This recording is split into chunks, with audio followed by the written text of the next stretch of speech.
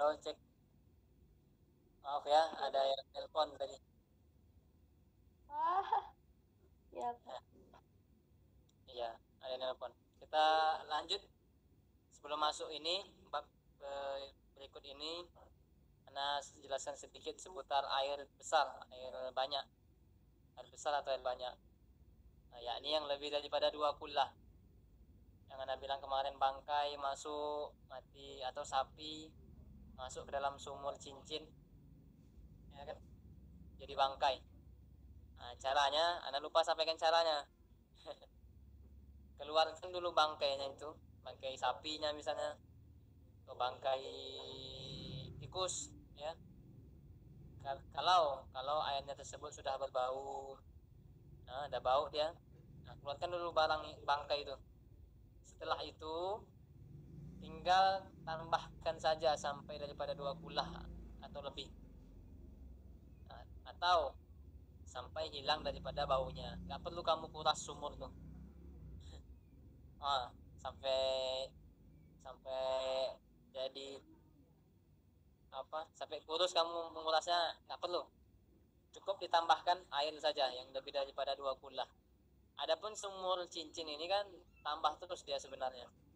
Nah, udah tinggal keluarkan sapinya itu, ya. Keluarkan sapi yang mati itu, biarkan aja dia agak-agak berapa hari sampai baunya hilang. Karena air sumur itu pasti lebih daripada 2 kulah. Pun kalau mau ditambah, tambah pakai apa? Panggil pemadam, damkar. Karena damkar serba bisa. Begitupun tangki air, ya. Tinggal ditambahkan aja volume airnya, jumlah airnya, supaya lebih mudah dipahami. Jumlah airnya ditambah sampai hilang daripada baunya, bau daripada bangkainya, maka sudah lebih daripada 2 kulah. Kalau udah lebih dari 2 kulah, ya boleh berwuduk lagi ataupun bersuci lagi dengan air tersebut. Oke. Nah, itu seputar air yang lebih daripada 2 kulah. Kita masuk kepada bab hal-hal yang diharapkan bagi yang berhadas, bagi orang yang berhadas.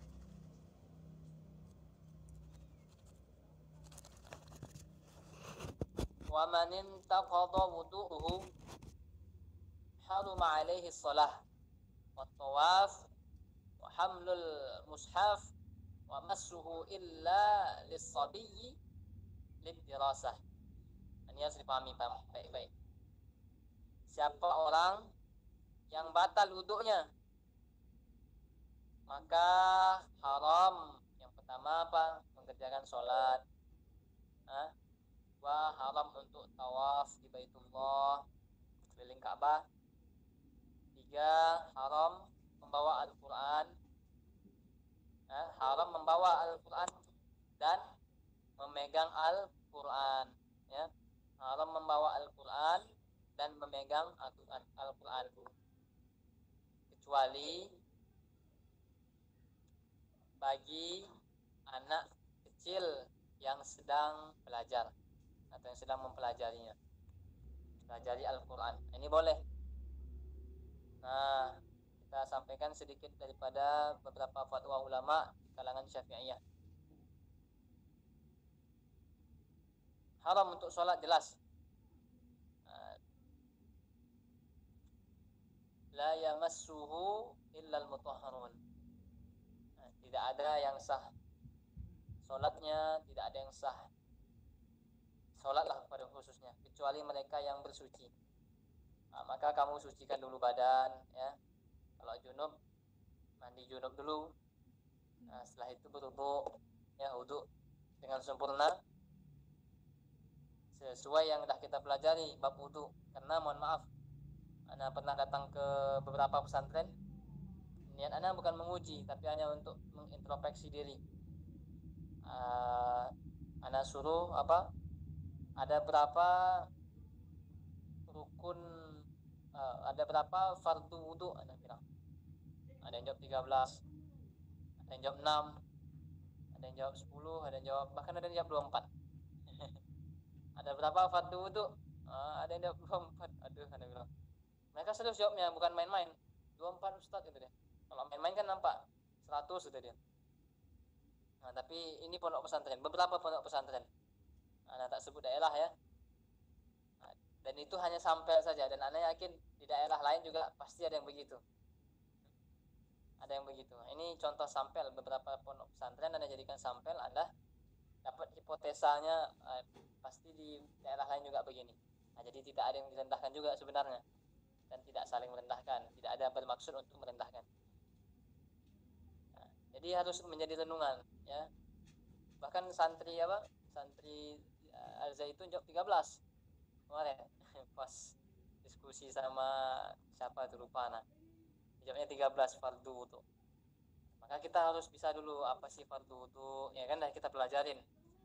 Nah, maka haram bagi orang mengerjakan sholat ketika tidak ada wudunya atau batal wudunya. Lalu apa ganjaran atau hukuman ketika berwudu, ketika sholat tanpa berwudu? Maka Rasulullah SAW mengatakan tidak diterima sholatnya 40 hari 40 malam. Kalau dia merasa, ya ada garis bawah ini pendapat para ulama, kalau dia merasa, kalau dia dengan sengaja tidak berwudu, kemudian dia paham ilmunya tapi dia tetap sholat dengan keadaan tak berwudu, nah itulah baru kena sanksi hukum yang tadi. Hampir sama tuh dengan orang datang ke penyihir atau datang ke dukun, sama kan, 40 hari 40 malam. Adapun dia terlupa bahwasannya dia tadi terkentut, buang angin atau buang air kecil atau buang air besar, lupa dia ada berusaha ingat, aku udah wudhu kayaknya tadi nih. Nah, selesai salam baru dia ingat, oh tadi aku buang angin gitu nih. Nah, maka dia mengulang sholatnya lagi, mengulang dengan niat apa, mu'adah ya, dengan niat mu'adah. Sholli sama maghrib fardhul maghribi thalatha raka'atin istaqbilal qiblati ma'muman mu'adatan lillahi ta'ala ya, lebih kurang begitu ya. I'adah atau mu'adah, sebenarnya itu masalah niat gampang lah, bisa di Indonesia kan atau di Jawa kan, asal nggak bacaan sholatnya yang Jawa. Alhamdulillahirabbil alamin ya, yang begitu ya. Al-Fatihah itu kan apa, logat-logat Jawa yang harus kita ikuti, tetap riwayat yang hafaznya. Misalnya Indonesia hafaz, ya hafaznya kita pelajari. Nah, maka semestinya harus bisa. Nggak mungkin orang Batak baca Quran dengan logat Batak kan begitu. Anda nggak bisa pula mempraktekannya. Ya khair.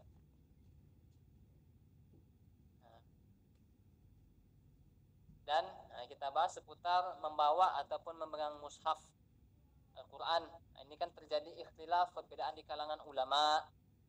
Ada yang memperbolehkannya tanpa berwudu, menyentuh Al-Quran tanpa wudu. Ada yang memperbolehkannya, ya. Tetapi mayoritas mazhab Imam Syafi'i mengharamkannya berdasarkan firman Allah Subhanahu wa taala yang Anda bacakan tadi, la yamassuhu illal mutahharun. Tidak ada yang boleh menyentuh, tidak boleh menyentuh atau memegang Al-Qur'an kecuali orang-orang yang suci, ya.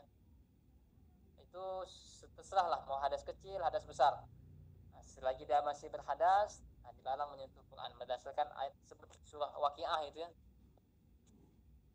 Kemudian di riwayat hadis Nabi sallallahu alaihi wasallam, alla yamassal Qur'an illa tahir. Tidak boleh menyentuh atau memegang Al-Qur'an kecuali orang yang suci.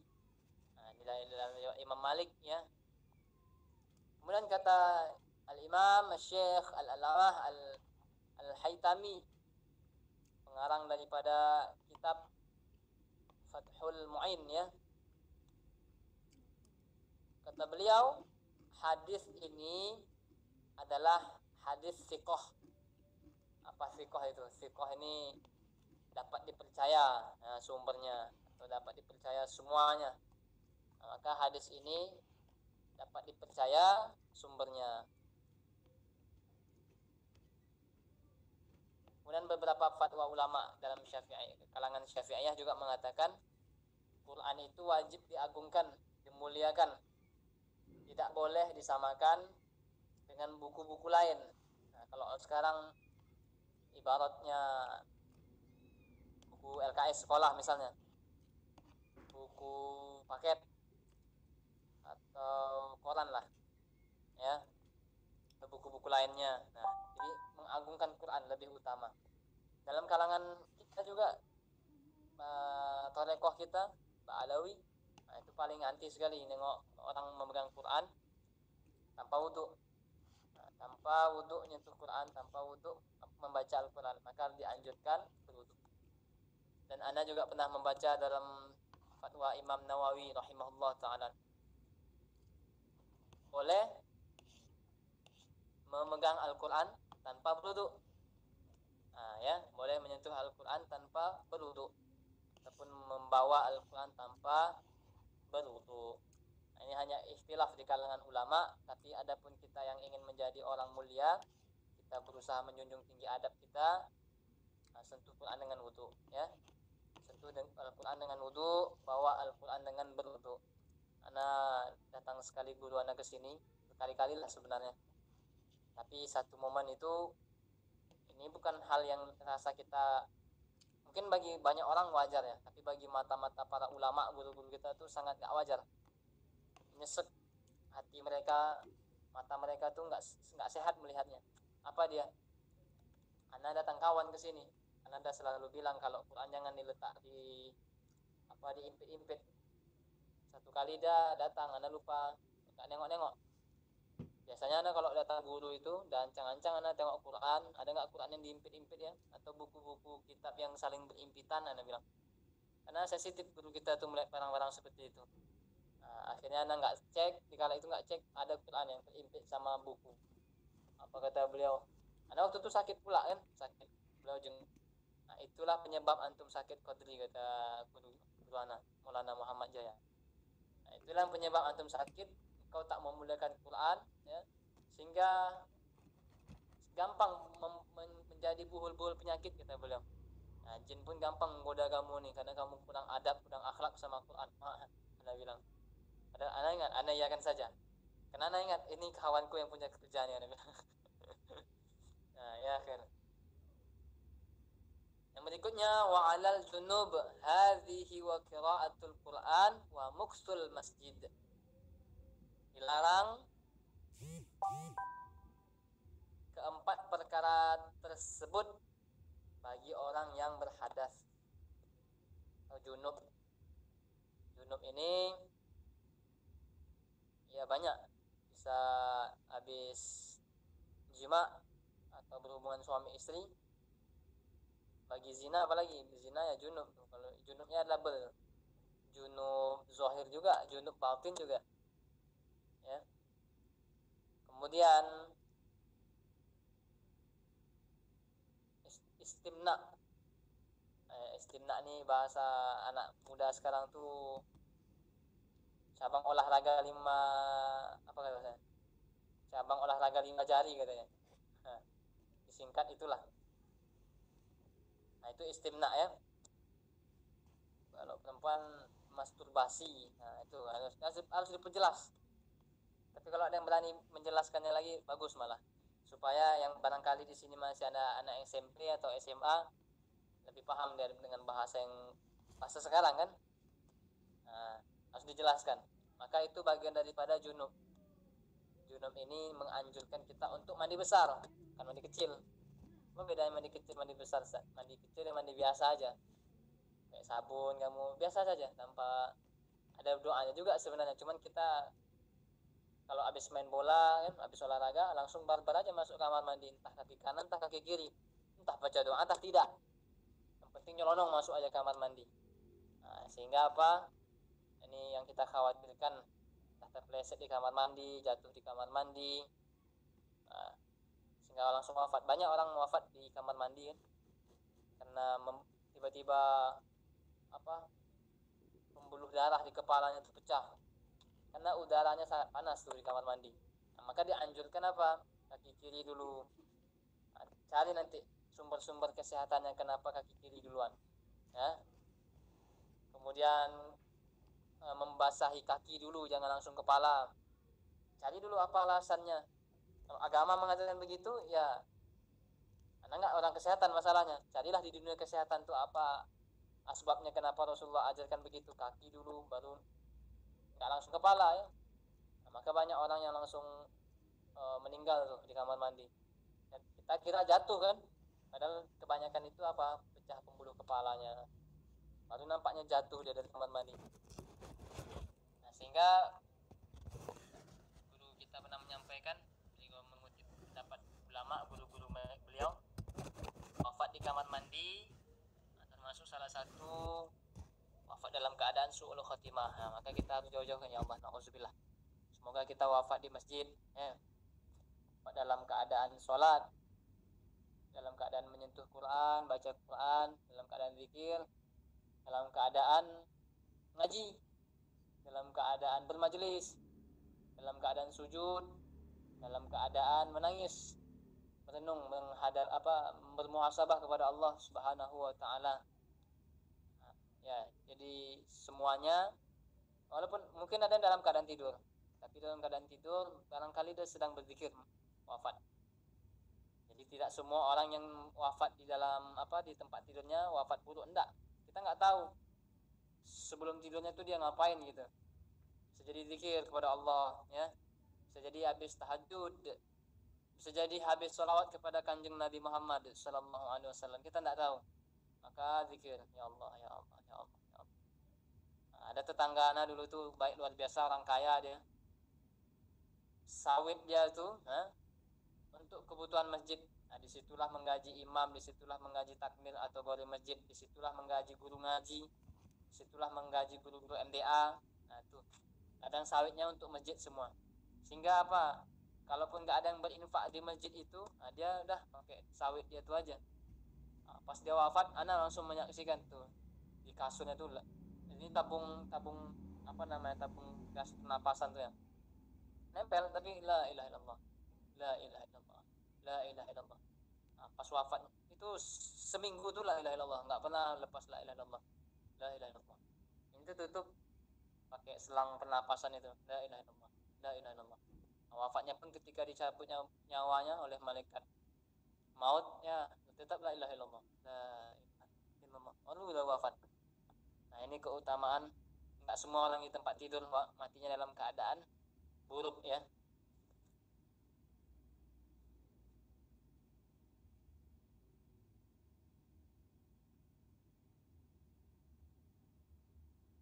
Nah, kemudian dilarang membaca Al-Quran dan berdiam di masjid. Nah, ya, dilarang membaca Al-Quran dan berdiam diri di masjid, iktikaf di masjid. Nah, maka wudhu ini tidak ada ruginya. Kami ya selalu diajarkan, langkah pertama kemarin Anda sudah sampaikan, sebagai penuntut ilmu belajar tobat, buka pintu tobatnya, buka makom tobatnya, ya istiqomah tobat ya, minimal ba'da sholah itu ya istighfar lah, astagfirullah. Jangan ba'da sholah ini langsung terus, karena sesibuk-sibuknya ya ada usaha bisnis, minimal istighfar ya. Walaupun ada ulama enggak istighfar, mereka ada yang sholawat kan, karena merasa banyak dosa, makanya istighfar, astagfirullah.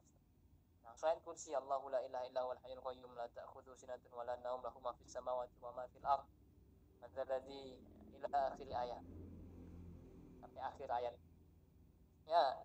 Minimal itulah Anda baca sesibuk-sibuknya, tiba-tiba dipanggil, tiba-tiba di telepon, sempatkan dulu baca sekejap. Nah, nanti teleponnya terus diulang, telepon balik ya.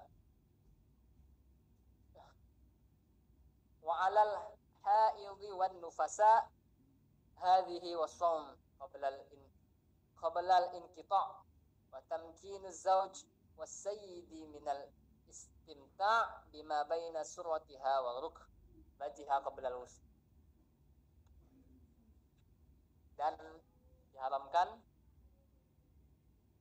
yang berikutnya bagi perempuan yang sedang haid dan nifas ya, banyak haram baca Quran ya, haram puasa sebelum tuntas darahnya. Jadi kalau bahas darah, kalau belum paham kan kita udah pernah bahas di Safinah dulu. Semoga anak minggu depan ingat, anak bahas dulu nanti seputar darah ini ya. Kemudian dilarang bagi wanita haid melayani suaminya untuk berhubungan badan. Adapun yang dilarang itu bercampurnya zakar ya, dan yang punya perempuan lah. Adapun yang lain-lain yang ringan-ringan tidak masalah, masih diperbolehkan ya.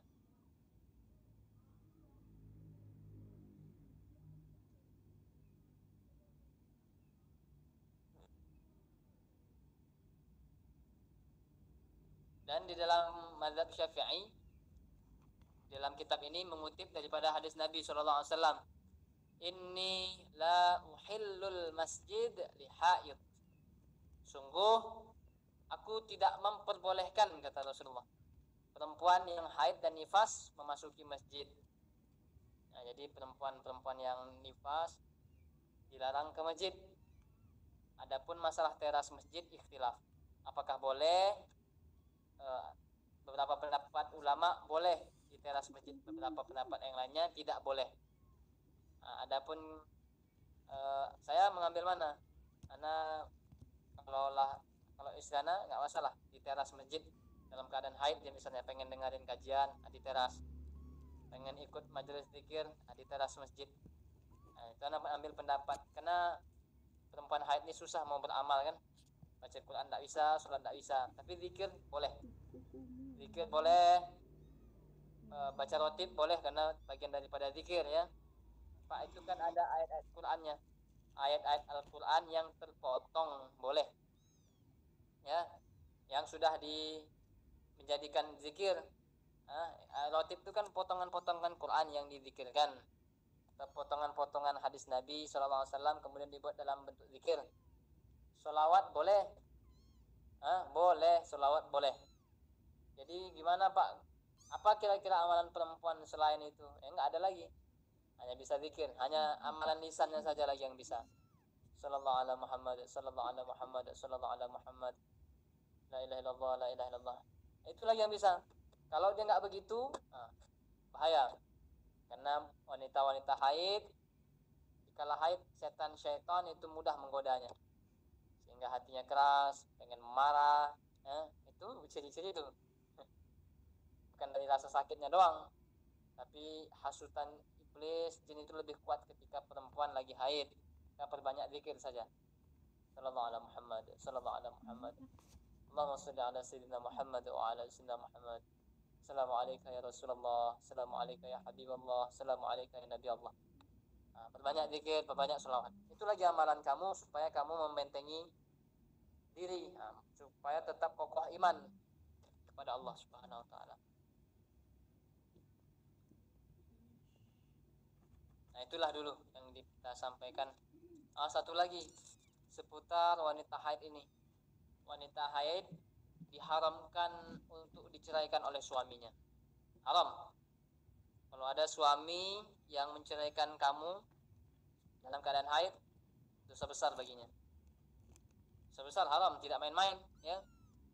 Sama dengan berzina dosanya, karena sama-sama haram. Levelnya itu urusan Allah lah, level kapasitas besar dosanya itu urusan Allah. Kita nggak tahu berapa banyaknya, kita nggak tahu. Itu urusan Allah Subhanahu wa ta'ala.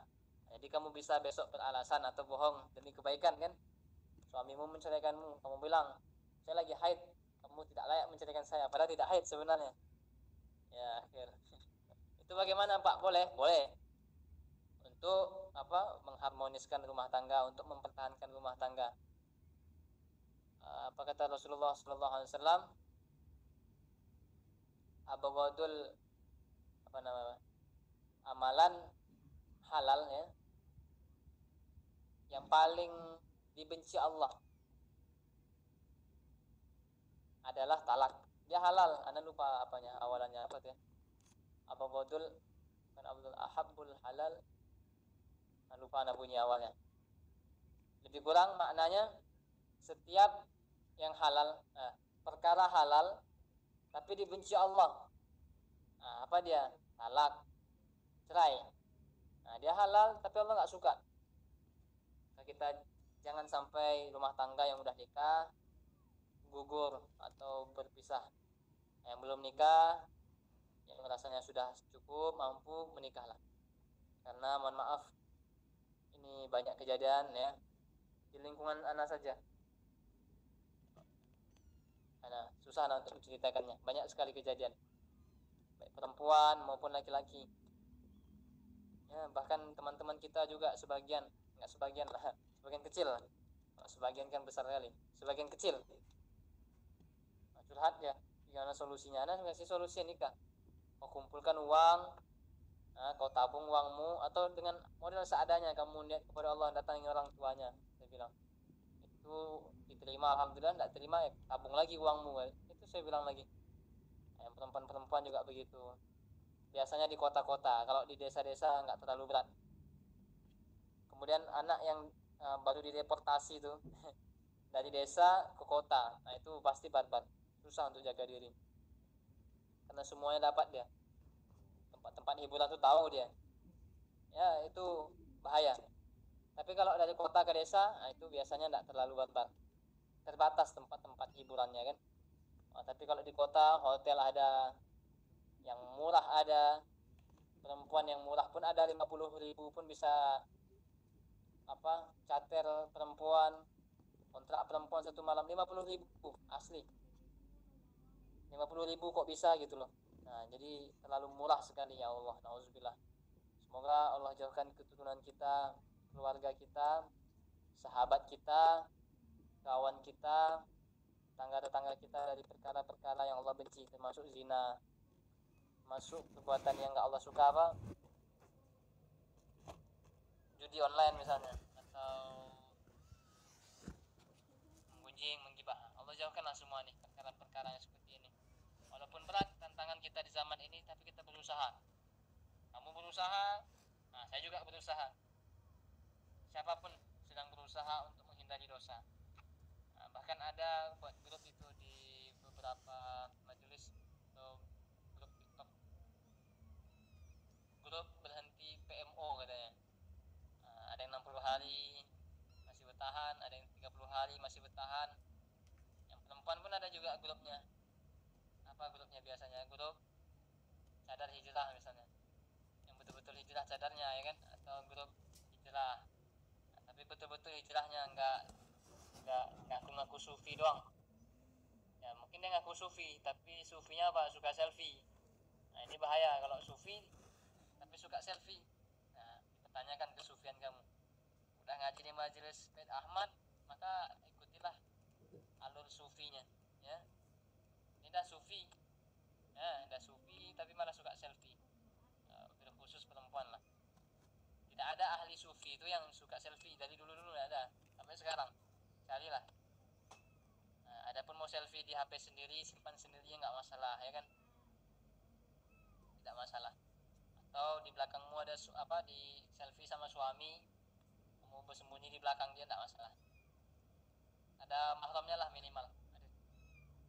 Ya.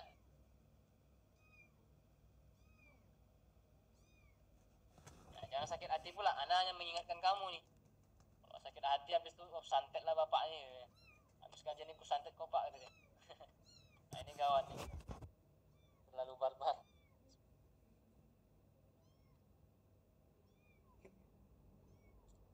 Ya, silahkan ingin ditanyakan. Pak, Ya. info santri kesayangan Kiai. Enggak, Pak. Kan gini, Pak, apa itu namanya, air hujan itu kan, kalau air hujan dia menetes ke besi, apa tuh Mbak namanya, genteng tapi besi itu udah nggak bisa mensucikan kan Pak, dulu pernah dibahas.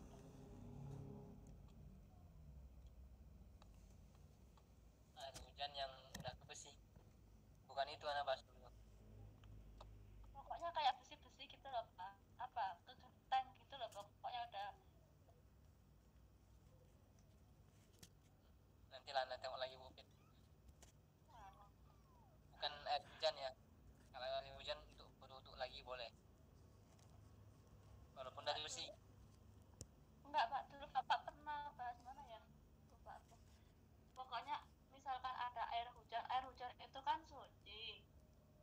kalau udah dia mengalir melalui besi gitu loh Pak, apa itu namanya, itu nanti dia udah nggak itu bisa buat.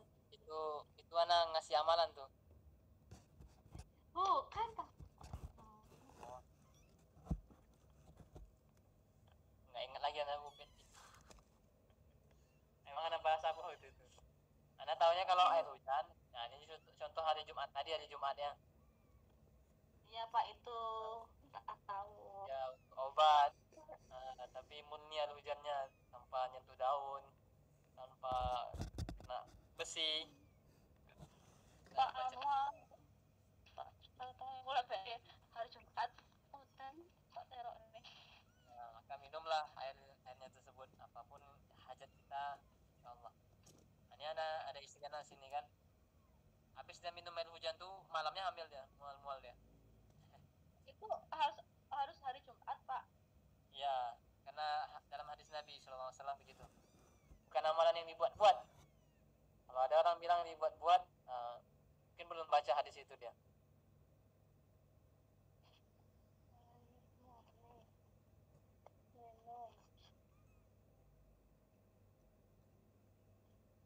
Nah, Enggak mau dulu nikah Bapak. misalnya, mau nikah coba aja, mungkin dikabulkan Allah pula kan. Minum airnya di hari Jumat, Orang Pak. Bapak yo. barangkali Jangan bisa. Pak. Oh, jangan ikut. Jangan membuka. Ya, ada yang ditanyakan? Ada lagi Bu Pit? Dulu Bapak pernah kok air hujan itu kalau misal dia udah mengalir nanti bisa jadi itu nggak bisa buat bersuci gitu loh Pak. Ya nanti lah kita lihat lagi Bu Fit. Ini minggu depan lah anak sampaikan lagi kalau ketemu ya. Ya Pak. Kalian darah. Assalamualaikum Ustadz. Bagaimana apabila kami sholat akan tetapi muncul was-was, apakah sudah kentut atau tidak?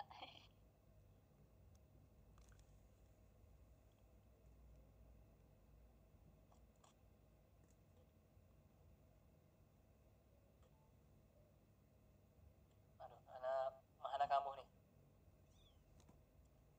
Sesak dada rasanya.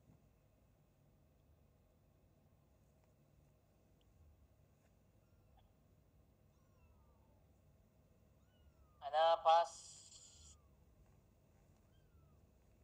dekat-dekat Ramadan akhir kalau nggak salah. Meruqyah orang yang dia sebelum diruqyah itu dia bilang dia ibadah sering was-was. Sholatnya sering was-was, merasa niat nggak sah, merasa niatnya bermasalah. Wudunya was-was, mandi junubnya was-was. Anak ruqyah. Yang jin yang masuk pun jin was-was. Serius. Jinnya ngomong sama anak pot, kata dia. Tolong mandikan aku mandi junub, aku ragu mandi sendiri. Itu bukan dia lagi yang ngomong, emang jinnya yang ngomong. Ana bilang, ana azan dulu, saya azan dulu, nanti saya akan bantu kamu mandi wajib. Rupanya belum mandi dia pas habis azan, ana azan belum mandi dia. Ya ana bilang, nggak mungkin ana yang mandikan kamu, mandi sendiri. Yang penting basah semuanya, sah, mandi wajib kamu, saya bilang. Oh gitu ya kata dia. Ya, habis saya mandi nunggu iqomah tuh kan, wuduk dia, kot ajarin aku wuduk kot, kata dia. Aku ragu pula nih, kata dia. Nah, yang ini asli jin yang masuk pun jin was-was. Habis sholat juga gitu dia, habis anak imam kan, terus orang dah lari, pas lagi sholat tuh tumbang dia, bergeletak dia di sajadah. Orang dah takut, habis sholat tuh orang dah ngira dia pingsan atau apa. Anak bilang sama jamaah, jangan diapakan, habis ruqyah anak bilang. Baru jamaah paham, langsung pulang orang. Habis sholat tuh tinggallah saya berdua dengan dia. Saya tanya, masih jin yang ngomong, kenapa nih kamu kok tumbang? Aku ragu tadi niat sholatku dah sah dan tidak, gitu. Jadi tak perlu was-was ya, ini dari kisahnya aja lah. Maka kita belajar fikih baik-baik. Setiap kajian fikih datang, hadir, masuk, supaya kamu wudhu itu tidak was-was, sholat tidak was-was. Bayangkan lah ya, anak nih dari SMA tuh udah kena penyakit usul baul, air kencing tak berhenti-berhenti itu. Anak dulu tanyakan sama guru mana. Awal-awal dulu was-was, anak kena penyakit ini, anak waktu itu salah minum obat, anak nggak pernah ke dokter ya, tapi dah darurat anak malah ke apotek nanya ini obatnya cocok apa, ternyata dia ngasal-ngasal ngasih obat, karena cuma minum satu obat, banyak banget yang penyakit yang lain bertambah. Mata anak rusak, sampai sekarang rusak mata anak nih. Kayak kunang-kunang berjalan, gelap dia. Jadi kalau siang hari di tengah terik matahari itu anak kadang nampak bengong kan kata orang, padahal anak sedang gini kayak main-main mata gitu, padahal anak sedang main ini sama kunang-kunang di mata anak. Main kunang-kunang sendiri di mata sendiri gitu loh. Nah itu sebab salah salah obat tadi itulah, efeknya besar kali salah obat kimia ini memang. Aduh, semenjak itu anak berusaha nggak meminimalisir obat kimia lah, dan berusaha kalau ada kesempatan ya ke rumah sakit, walaupun ngantri, walaupun memang ikhtiar saja ya, bukan untuk ke rumah sakit menyembuhkan, tapi ikhtiar kita untuk sembuh. Nah, jadi kamu hadir ketika bahas fikih, datang, karena nggak ada obat untuk menghilangkan was-was selain kamu belajar fikih, nggak ada. Kamu belajar akhlak, nggak bisa hilang was-wasmu, karena was-was itu dari fikih dia. Kenapa kamu bisa was-was? Karena kamu nggak dapat ilmu fikihnya di situ. Nah, maka kalau lebih bagus lagi disinkronkan ilmu fikih plus akhlak, lebih sempurna lagi tiga-tiganya, fikih, akhlak, akidah. Akidah dulu lah, akidah, fikih, akhlak, atau kebalikannya boleh, akidah, akhlak, fikih. Tapi kalau anak pribadi akidah, fikih, baru akhlak ya, begitu. Assalamualaikum Ustadz. Nikah tanpa tahu sifat dan watak pasangan.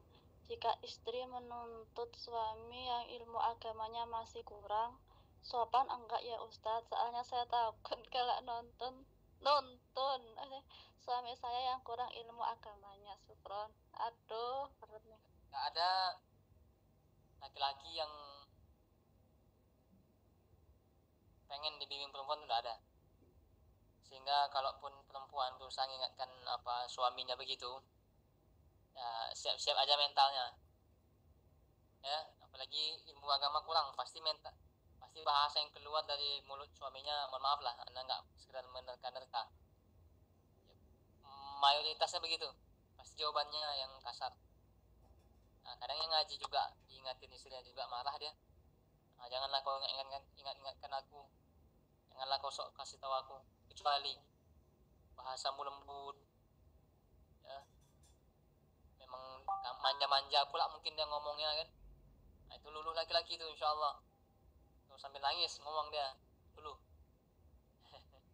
Tapi lebih afdolnya tuh dengan manja lah. Nah, nanti kalau ilmu parenting, ilmu suami istri ini belajar ke Ustazah Aisyah Dahlan, gimana meluluhkan suami, gimana cara menasihati suami ya, itulah pelajari nanti sama Aisyah Dahlan. Dan kamu dengerinnya jangan skip. Inilah Gen Z nih, Gen Z lah kalau orang bilangnya. Dengerin kajian tuh setengah-setengah. Saya tuh baru tahu kualitas Indonesia ini. Dulu anak kan orang desa, orang kampung lah. Ke kota tuh anak insecure. Kalau mau lomba-lomba tuh sampai tingkat nasional misalnya, anak malu. Anak kira semua orang kota tuh pintar gitu. Nah, lomba tingkat provinsi misalnya, anak tuh udah insecure gitu. Walaupun dapat juara juga. Di situ pas anak mulai mengenal TikTok lah, yang komentar-komentar orang yang udah ada di caption, kadang ada juga nanya misalnya bahas tentang sholat lah misalnya kan, referensinya mana, padahal di bawah tuh udah dibuat referensinya, bukunya itu buku apa. Ada juga yang nanya referensinya mana. Semenjak itulah kepedean anak semakin merajalela. Ternyata walaupun aku di kampung, banyak juga yang bongak di kotanya nih. Jadi anak pede. Nah, semenjak itulah pede. Nah, sehingga belajar full lah. Kalau nengok kajian tuh full. Melek dulu mata kita, duduk dulu kalau bisa. Nah, lebih bagus lagi offline. Nah, jangan main HP, simpan HP-mu. Kalau perlu tak usah bawa HP. Kalau ada majelis, usah bawa HP. Ada majelis kamu datang paling awal, duduk paling depan, karena kalau udah paling belakang itu alah kutu-kutunya aja mungkin dapat lagi tuh. Atau kuman-kuman bukunya aja kita dapat lagi kalau duduk belakang tuh. Itu bahasa kasarnya begitulah. Kamu datang paling awal, tak usah bawa HP. Afdal kamu tuh dengarkannya, pasti dapat ilmu-ilmu yang terserah lah mau apa yang mau kamu kejar, bidang apa yang kamu kejar. Anda juga begitu dulu masalahnya belajar. Tempat Habib, Anda tahu kalau Anda datang telat, karena jauh kan. Anda bisa berangkat tuh ba'da Isya, sampai sana ya tah jam berapa. HP tak Anda bawa, karena Anda datang telat. Kalau bawa HP juga sampai sana pasti main HP kita nanti. Niatnya mencatat pakai HP dan masuk WA, catat juga. Jadi kacau, gak baik. Ya, maka kamu dianjurkan apa? Datang paling pertama, datang paling awal. Kalau dengarkan kajian, tinggalkan HP-nya. Kecuali kajian online, cuman kamu mau tinggalkan HP? Sama tembok lah mungkin dia ngaji begini. Oh iya. Ya, Khair. Ya, lanjut.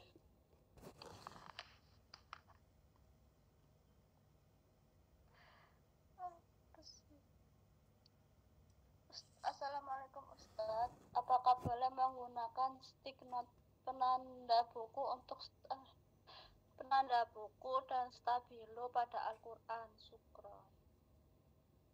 Stabilo. Dicocok nanti rusak gitarnya ya. Ya, boleh aja. Apa bedanya sama Quran berwarna ya kan? Itu metode aja sebenarnya, metode. Banyak metode ini, banyak sekali metode. Al-Quran warna, metode iki, metode yang UA misalnya kan. Ada yang pakai warna itu apa metodenya tuh? Itulah pokoknya, boleh aja. Lanjut. Assalamualaikum Ustadz. Kalau suami gak menafkahi istri kan dosa. Tapi kalau istrinya yang cari nafkah itu gimana Ustadz hukumnya?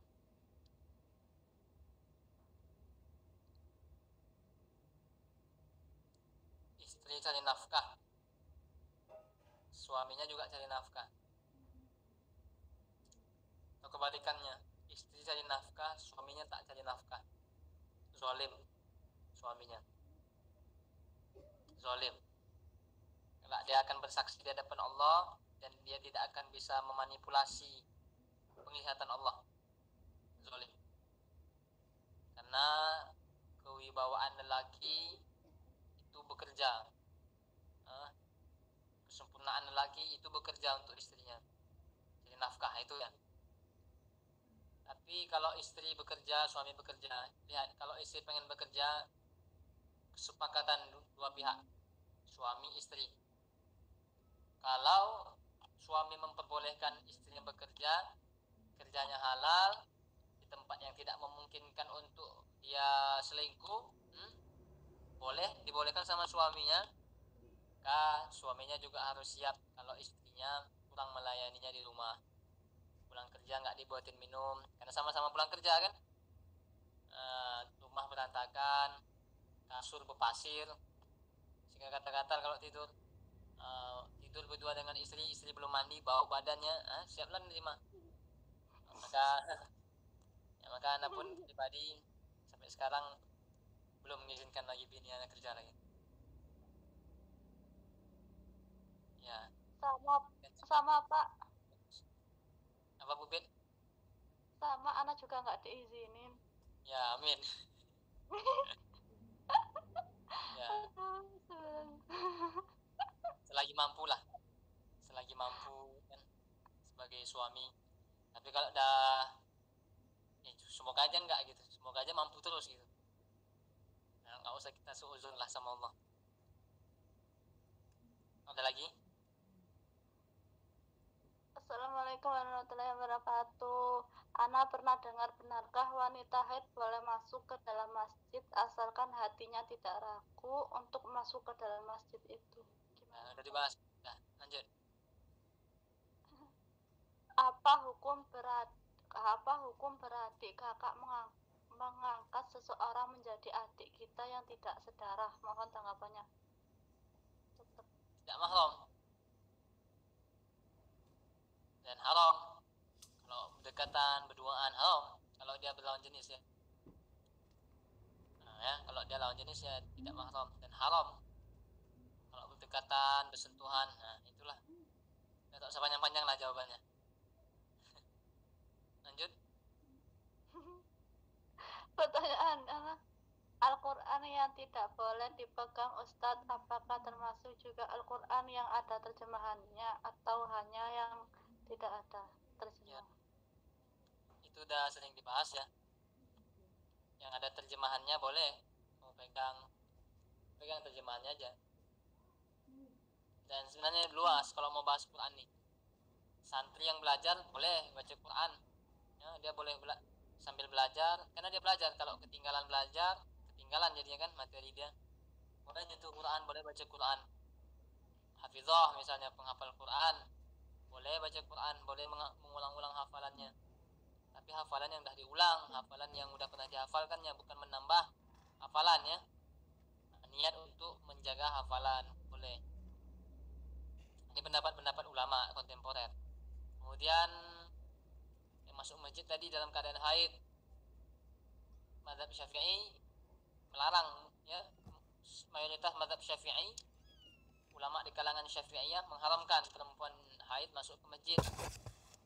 Bahkan di dalam kitab Ta'limut Ta'lim Imam Az-Zarnuji, perempuan haid atau orang yang junub lah masuk ke dalam masjid tanda-tanda kefakiran, tanda-tanda kemiskinan.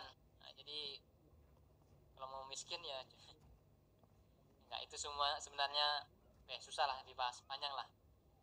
Penting kita ikutin aja, ambil hikmah baiknya untuk kebaikan kita, ambil hikmah. Adapun pertentangan ulama seputar ta'lim ini ya itu di kalangan penuntut ilmu aja lah. Kita ambil hikmah yang baik-baik saja. Tujuan ulama itu buat begitu kan niatnya untuk baik, supaya kita nih baik adabnya gitu kan. Ya. Lanjut. Ustadz, bagaimana cara bersuci dari hadas besar ketika tidak ada air?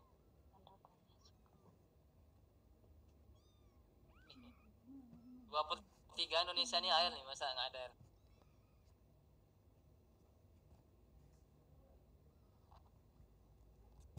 Hah? Cara bersuci dari hadas besar kalau tidak ada air.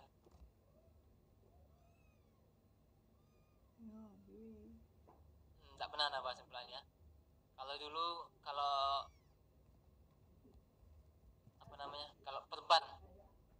perban bisa ditayamumkan dalam dia junub kan. Anda pernah bahas seputar jabirah namanya, jabirah ini perban kena luka gitu, kemudian dia berjunub, itu dengan debu apa namanya junubnya, mandi junubnya. Adapun yang kita Anda belum pernah bahas juga dan baru di sini pula dipertanyakan gitu. Di zaman Nabi juga begitu, ketika perang Khandaq, satu malam itu pasukan tentara-tentara Nabi digoda jin, digoda syaitan, sehingga hampir seluruhnya junub. Junub, rata-rata junub. Tapi ketika masuk waktu tahajud, Allah turunkan hujan. Apa kata Rasulullah? Ini tanda kemenangan kita. Kalau nggak hujan tadi itu gimana tuh kira-kira apanya? Allah alam lah. Nanti Anda jawab insyaallah minggu depan ya, yang pertanyaan ini. Ingat kan, tapi kalau nggak ingat ya berusaha, Anda berusaha ingatkan, Anda berusaha ingat. Tapi kalau tak ingat, diingatkan. Siap? Mungkin ingat Bapak, ingatkan guys yang bersangkutan. Ya.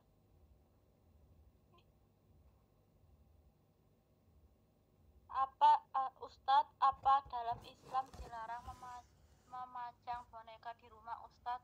Karena Ana pernah dengar kalau memajang boneka di rumah sama dengan bonekanya itu berhala. Klon Wahabi.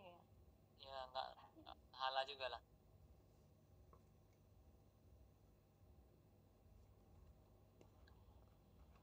Boneka, ini ikhtilaf kalangan ulama. Ada yang memperbolehkan karena dalam satu riwayat Aisyah punya sejenis boneka gitu. Kalau diibaratkan seperti sekarang punya boneka juga, diperbolehkan. Adapun saya belajar tidak direkomendasikan punya boneka di rumah. Kenapa? Karena diibaratkan seperti patung, sempurna badannya, tubuhnya tuh sempurna, ada kepala, ada kaki, ada apa, semua sempurna. Kecuali bonekamu kamu potong kakinya, kepalanya kamu potong, masalah. Nah, Anda lebih ngambil pendapat yang ini, karena mayoritas Anda belajar guru-guru Anda sampaikan yang ini. Alumni Azhar guru Anda di sini sampaikan itu, alumni Pakistan sampaikan itu, alumni Yaman juga sampaikan itu. Jadi yang tak sempurna lah tubuhnya. Adapun yang sempurna mereka haramkan dan Anda ikut pendapat itu. Adapun yang kakinya hilang, kepala hilang, nah, tak masalah. Kamu pelihara lah boneka itu. Hilangkan kakinya dulu, hilangkan kepalanya. Dan tidak ada hubungan dengan berhala. Ini hubungannya dengan apa? Jin. Nah, karena jin suka masuk ke dalam makhluk seperti itu. Dan Allah pun tak senang dengan makhluk yang hampir menyerupai makhluknya Allah Subhanahu wa taala yang Allah ciptakan seperti manusia, sempurna dia kan. Ada tangan, ada kaki, ada wajah. Nah, maka tadi boneka yang tak sempurna itu kamu potong, kamu jahit habis itu. Lanjut. Lantas apa terjadinya syahwat Ustadz Sukron? Apa? Lantas apa terjadinya syahwat Sukron? Lantas apa terjadinya syahwat? Iya Pak. Assalamualaikum warahmatullahi wabarakatuh. Anak izin bertanya, lantas apa terjadinya syahwat? Tanda tanya. Atas apa? Mana jawab aja lah yang Anda pahami tanya Anda nih.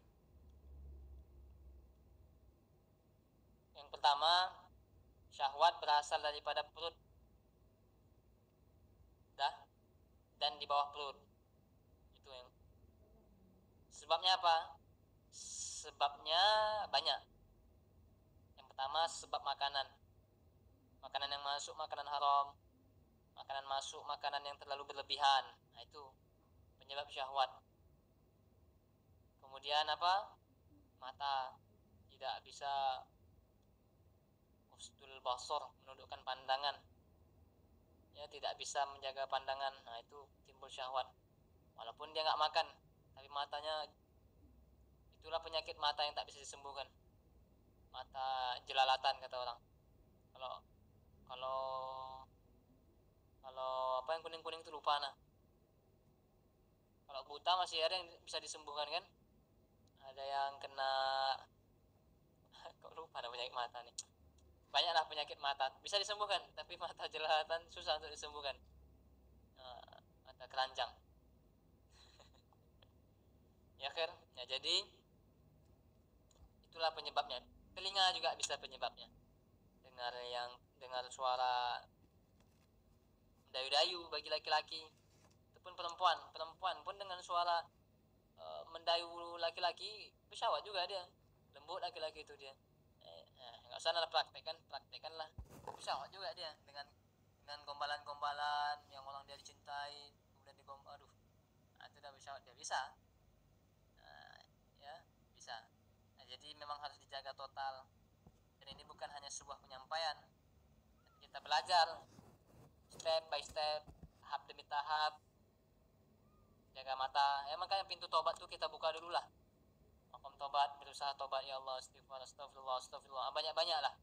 Nanti kamu perlahan bisa jaga mata, jaga apa. Dan kalau kita kurang, nih anak pernah di fase itu kurang dalam tobat, itu anak merasa itu kan terombang-ambing saja, tapi merasa ke jalan buruk tuh lebih gampang jadi ya, karena kok tobat tuh kurang. Nah, malah dia alahkan ke jalan yang buruk tuh gampang banget ketimbang jalan yang baik. Serius, ada perempuan yang DM misalnya, wah kena juga kadang. Nah, suara apa tuh? Ya ada nampak di jalanan cantik, kena juga kadang tertengok. Nah, maka memang harus rajin tobat untuk menjauhi hal-hal seperti itu ya. Tapi kalau kurang zikir, kurang sholat, jangankan zikir, sholat fardu 5 waktu pun tak dia. Aduh, ini susah untuk tertolong lagi nih. Nah, bahasanya susah, walaupun semoga lah Allah berikan dia minimal sholat. Habis sholat tuh dia setelah sholat ini nanti aku dari zuhur ke asar semoga nggak ada buat dosa ya Allah, semoga mataku terjaga ya Allah. Nah, nanti dia sholat asar, ya Allah aku sudah siap sholat asar, semoga sampai maghrib nanti aku tak melihat yang tak baik, tak mendengar yang tak baik, tak melakukan hal-hal yang tak baik ya Allah. Nanti habis maghrib ya Allah, habis maghrib ini aku beriktikaf di masjid, baca Quran, semoga sampai ke isya nanti aku tidak menyentuh hal-hal yang haram ya Allah, tidak mendengar yang haram, tidak melihat yang haram. Nanti aku habis isya sampai subuh, semoga kau jaga tidurku ya Allah, kau jaga HP ku dari hal yang nggak baik, kau jaga segala aktivitasku yang dari hal yang nggak baik. Nah itulah sebenarnya sholat itu untuk membentengi diri saja. Makanya lebih enak rasanya sholat yang 50 waktu dulu kan. Nah sebentar-bentar sholat kita nih. Nah jadi kesempatan untuk dosa itu kan mungkin kurang jadi 50 waktu loh, agak-agak 5 menit azan tuh, 5 menit azan, 5 menit azan, 5 menit azan. Wah sedap kali. Maka itu hakikatnya kita sekarang nih, cuman dibuat 5 waktu, maka setiap dari waktu pertama dengan kedua, kedua dengan ketiga, hakikatnya kita sedang berada untuk menunggu sholat. Dan bagaimana adab kita nunggu sholat? Ya tentu tidak melakukan hal-hal yang dilarang Allah. Pun kita kena di jebakan itu di daerah situ, ya kita istighfar kembali di sholat yang akan kita lakukan. Nah itulah wallahu taala alam bisawab. Subhanakallahumma wa bihamdika